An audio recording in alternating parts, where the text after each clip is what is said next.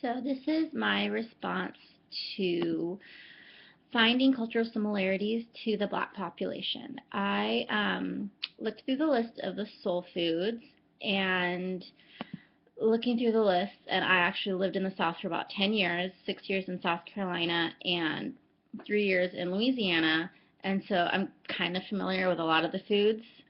Um, Maybe some simple substitutions for like fried chicken or fried catfish or anything fried. Um,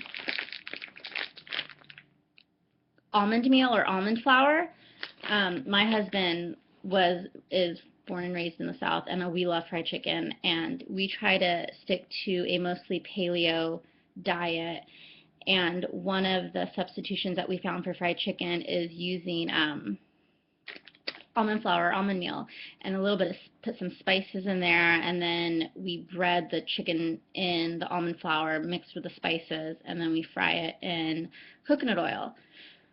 And it's actually really good, and you don't feel as nasty and heavy after you eat it, and it takes a little bit of while to get used to the flavor of the almond and the coconut mixed together, but it's pretty good. And rice was another thing that was on the list, and being Mexican, rice is a big staple in our house and growing up.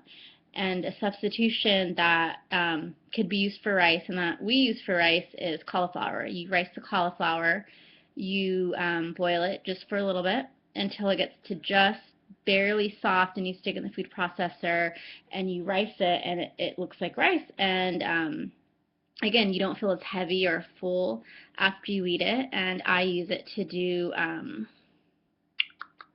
I love paella. Paella is one of my favorite things to cook, but it has the rice in it. You feel kind of icky and heavy after you eat it, how it's traditionally made.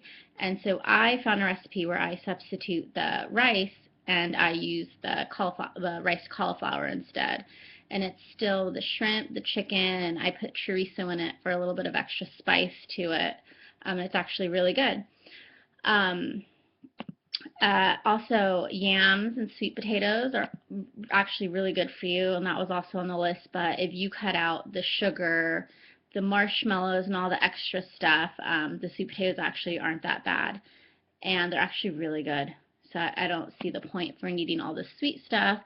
And also grits. I have done shrimp and grits, and instead of grits, I have used the rice cauliflower. So, I mean, there's different types of substitutions that I think you can use for the traditional soul food. It does take a little bit of getting used to for the flavor, but after about a couple weeks of eating the healthier choices, you actually feel pretty good. And so being Hispanic, I already talked about how rice is a staple in my household. A traditional meal that I love enchiladas. I love enchiladas with rice and sour cream and hot sauce. I don't cook it as much because it's not really good for you, because all the cheese and the sour cream and all the it's a lot of fat actually.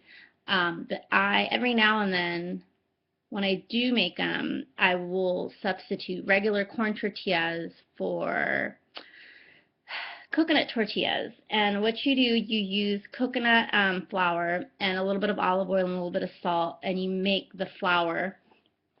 It's not really like masa, it's a different consistency, and it's more liquidy. You grease the pan with coconut oil, and you pour it in the pan, and they're kind of hard to make, so I don't do it that often, but when I do it, they're really good.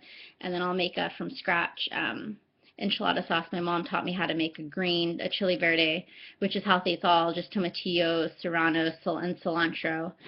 And then another thing, I love rice pudding. My grandma used to make me rice pudding when I was growing up, and a way that I found to do it a little bit healthier, instead of rice, I use chia seeds and coconut milk.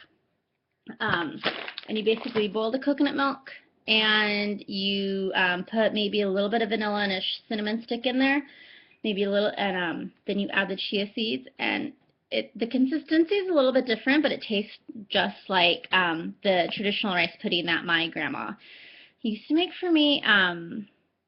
So that is my response for this week.